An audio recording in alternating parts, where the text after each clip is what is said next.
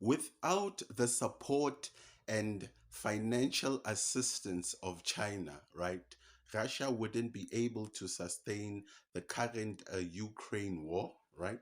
Without the support and financial aid of China, Iran wouldn't be able to support the regional groups like Hezbollah, right?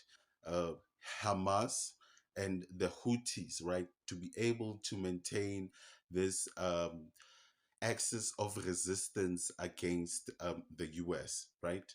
So China is at the central in terms of financing, right? Because they had cut the following deals with Iran and Russia. Number one, in 2016, Iran signed a 25-year deal that is worth 400 billion US dollars, right? 280 billion dollars is intended to develop the oil, gas, petroleum, and petrochemical industries in Iran, right? And 120 billion US dollars is intended to be used in the transportation industry and to develop and advance the manufacturing industry. A number of companies, Chinese companies that is, are also coming in to invest in the Iran economy, from bringing in products, introducing or bringing in tourists, right? So China was very central in the prepping up or the propping up of the Iranian economy, right, after the sanctions that they have experienced from the West. Number two, Russia signed a deal with China in 2014 to build a pipeline that is about 3,000 kilometers long from the gas fields that you find in Russia, right, straight to the heart of China.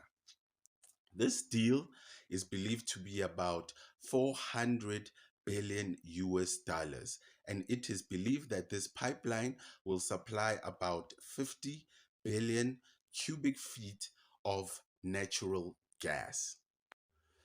Now, this deal was necessary, particular for two reasons. Number one, when Russia started their special operation in Ukraine, right, the US and Europe started hitting Russia with sanctions, which made their economy struggle a bit, right?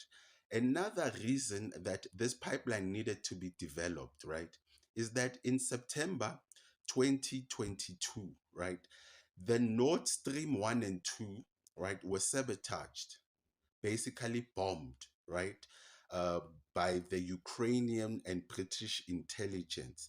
This was to stop the supply of natural gas to Germany, right, which supplies Greater Europe.